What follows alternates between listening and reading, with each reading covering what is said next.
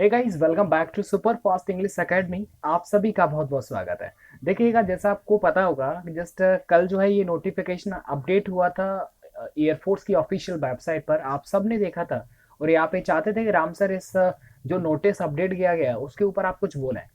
तो मैं क्या बोलूँ, ऑलरेडी बहुत सारे टीचर्स जो हैं वो बोल चुके हैं, आपको समझा चुके हैं। देखिएगा, मेरा उद्देश्य बिल्कुल भी आपको डिमोटिवेट करना नहीं है, क्योंकि डिमोटिवेट होने के बाद आप किसी एग्जाम के लायक नहीं रह पाओगे। आपका एग्जाम कब है ये कोई मतलब नहीं है। एक आप मुझे नॉर्मल सी बात बताइए, मैं आपसे ज्यादा बातें नहीं करूंगा। आप खुद सोच के बताइएगा। देखिए, जब भी हम किसी भी एग्जाम की तैयारी करते हैं तो ये मैं ऐसा मानता हूं कि जब भी हम तैयारी करते हैं और हमारा एग्जाम नजदीक आता चला जाता है तो हम, यानी कि अगर सपोज करो उसमें 10 चैप्टर हैं पूरी, सपोज करो अगर आप बाई ग्रुप से हैं तो आपको जीके भी पढ़ना पड़ेगा। जीके में बहुत सारे टॉपिक्स हैं जिनको आपको टच करना पड़ेगा, लेकिन हम नहीं करते हैं क्योंकि हम गिने चुने जो टॉपिक होते हैं, जैसे पॉलिटी कर लिया, और पॉलिटी के साथ साथ आपने जियोग्राफी कर लिया। तो ये जो इंपॉर्टेंट टॉपिक होते हैं सिर्फ आप उन्हीं को कवर करते हो, बाकी सोचते हैं कि हम लोग इनको कवर करके अपना स्कोर प्राप्त कर लेंगे। ये अच्छी बात है, ऐसा होता भी है। लेकिन क्या होता है ना, फिर भी हमारे पास कुछ टॉपिक बचे होते हैं, ये निश्चिंत है। अगर आपका 50 में से 50 नंबर नहीं आ रहा है, 70 में से 70 नहीं आ रहा है, इसका मतलब कुछ तो टॉपिक आपसे छूटे हुए हैं। यस ना। तो अगर आप ये कहें कि आपने अब तक तैयारी किया हुआ है और आप उस तैयारी के बलबूते पर आज की तैयारी से, और एग्जाम भले ही 1.5 महीने बाद हो, 1 महीने बाद हो, आप उतना अच्छा स्कोर कर पाए, और आपने अगर थोड़ा भी इसमें ब्रेक दे दिया तो ये समझ लीजिएगा जो विद्यार्थी जो कमजोर है ना वो आपसे बहुत आगे निकल जाएगा। ये एकदम सीरियस एंड जेन्युइन बात है।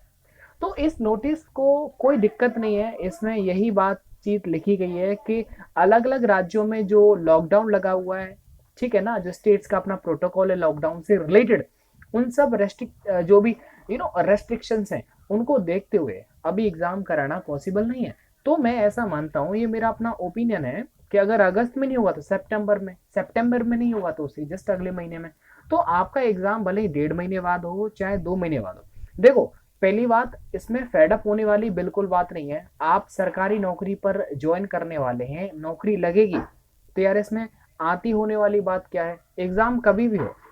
सिर्फ आपका ही एग्जाम पोस्टपोन नहीं हो रहा, मेरा भी खुद का एग्जाम पोस्टपोन हो रहा है। मैं भी एक दिन बड़ा परेशान था, जिस दिन जो है प्रैक्टिस सेट लगा दिया उस दिन नंबर कम आ गए, और उसी दिन मुझे पता चल गया था कि राम जी आप जितना सोच रहे हो उतने अच्छे आप हो नहीं। इसका मतलब जो टॉपिक जिनसे आपके नंबर कटे उनको आपको अच्छा करना पड़ेगा, और उसी दिन से मैं जो भी मेरे रिमेनिंग टॉपिक्स है उनको मैं क्लियर कर रहा हूँ। तो मेरे कहने का मतलब यह है कि जब भी आपको ऐसा लगे कि आप परिपूर्ण हो गए, तो आप याद रखना 50 में से 50 नंबर जिस दिन आ जाए समझ लो आप अच्छे हैं। कहीं भी कट हो रहा है मतलब वहां पर आपको मेहनत करने की जरूरत है। तो मैं तो यही कहूंगा कि आप बिल्कुल परेशान न रहते हुए अपनी तैयारी को बरकरार रखें, और अपने जो आप मम्मी पापा के जो सपने हैं, यार आपके भी अपने सपने होंगे नौकरी को लेकर के, उसे मरने ना दीजिएगा।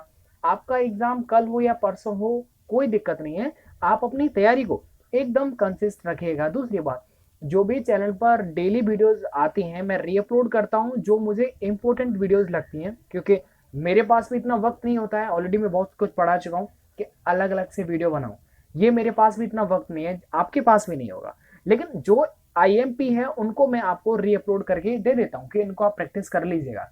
तो प्रैक्टिस, मैथ, रीजनिंग जो भी है उस सब का कंसिस्टेंटली चलने दीजिएगा। पेपर कभी भी हो कोई इशू नहीं है, बस आप अपनी तैयारी को मत छोड़िएगा। धन्यवाद।